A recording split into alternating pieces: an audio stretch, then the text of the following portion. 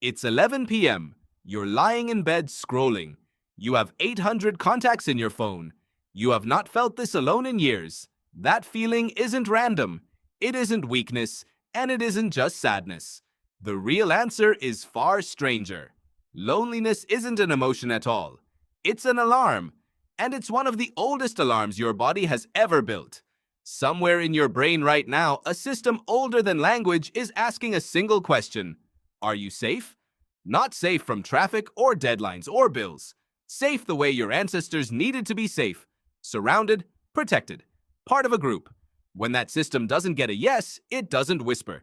It screams. You were never built to survive alone. No human ever was.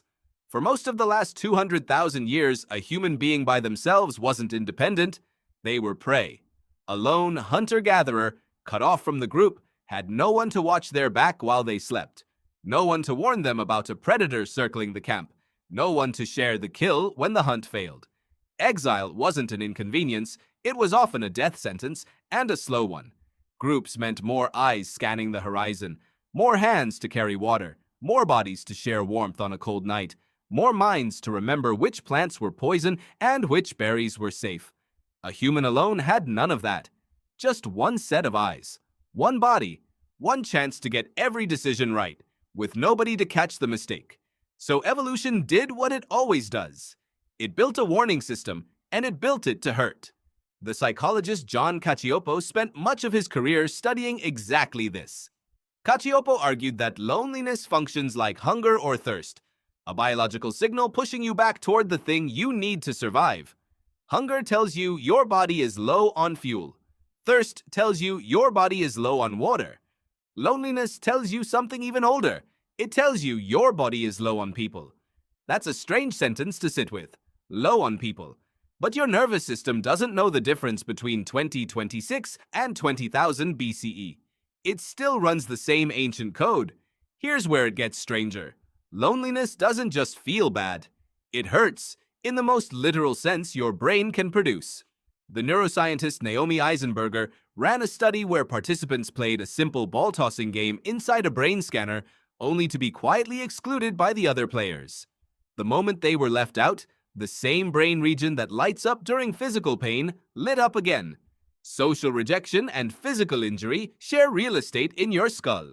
Being left out doesn't just feel like being hurt. To your brain, it partly is being hurt. Think about that the next time you say, "It didn't really hurt, I just felt left out." Your brain disagrees with you.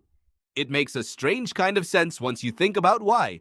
Physical pain exists to protect your body from damage. Pull your hand off a hot stove before it burns.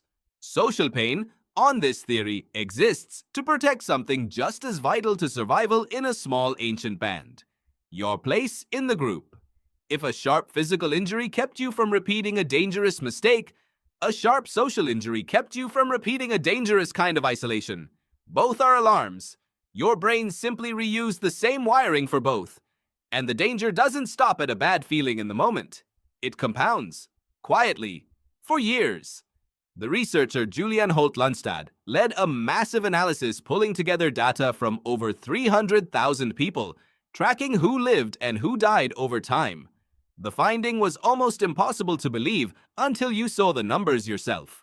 Chronic loneliness was linked to a higher risk of early death than obesity, higher than air pollution, comparable, by some estimates, to smoking close to 15 cigarettes a day. Read that again. Loneliness can be as dangerous to your body as a pack of cigarettes. Why would isolation actually shorten a life? Because your body treats it as a genuine emergency, and emergencies are expensive to run. When your ancient alarm system detects isolation, it floods your body with stress hormones. Cortisol rises, blood pressure climbs, inflammation increases, quietly, in the background, day after day. This response was designed to be short, a burst of vigilance while you searched for the safety of a group again. But if the isolation never ends, the alarm never turns off.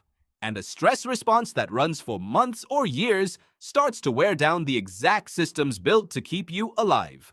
Your heart, your immune system, your ability to sleep. Even your sleep changes. Researchers have found that lonelier people tend to sleep lighter and wake more often through the night, as if some old part of the brain refuses to fully power down. Full rest, deep rest, was a luxury the ancient world only granted to people who felt watched over. A body sleeping without a group around it stayed half alert, just in case. Some part of you may still be doing that tonight, in a locked apartment with an alarm system on the door. Your body isn't malfunctioning when you feel lonely for a long stretch of time. It's doing exactly what it evolved to do. It's just doing it in a world that no longer matches the one it was built for. That's the twist, and it's the part almost nobody expects. Your body is running software optimized for tiny bands of 30 or 40 people, all of whom knew your face, your voice, your history. It was never optimized for a species that could have 800 contacts and still feel like no one would notice if they disappeared for a week. The anthropologist Sarah Blaffer Hrdy has argued that human children were never raised by a mother alone. Humans evolved as cooperative breeders, with aunts, grandmothers, and unrelated group members all sharing the work of keeping a child alive. That's not a nice cultural detail. It's a structural fact about what your nervous system expects. You were built expecting a village. Most people alive today do not have one. So the alarm keeps ringing, not because something is wrong with you, because the world emptied out the very thing the alarm was designed to help you find. Consider how different a single day looked for someone living 12,000 years ago. Waking up meant waking up already surrounded. Cooking meant cooking beside someone.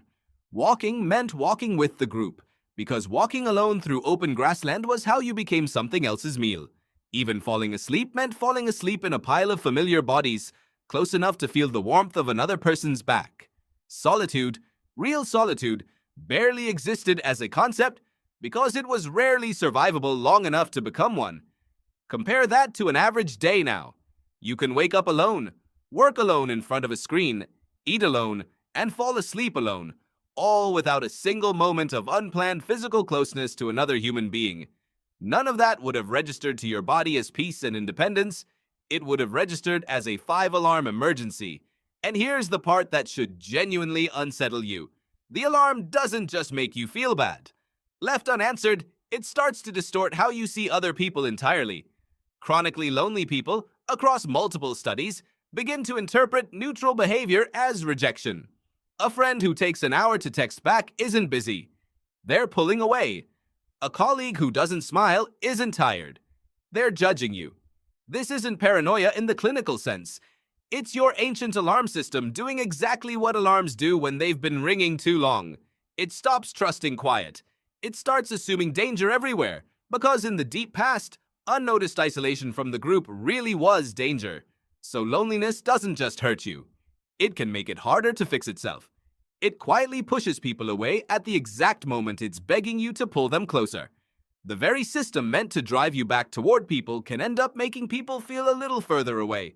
It's worth asking why modern life makes this so much worse than it used to be, even though you're more connected than any generation in history.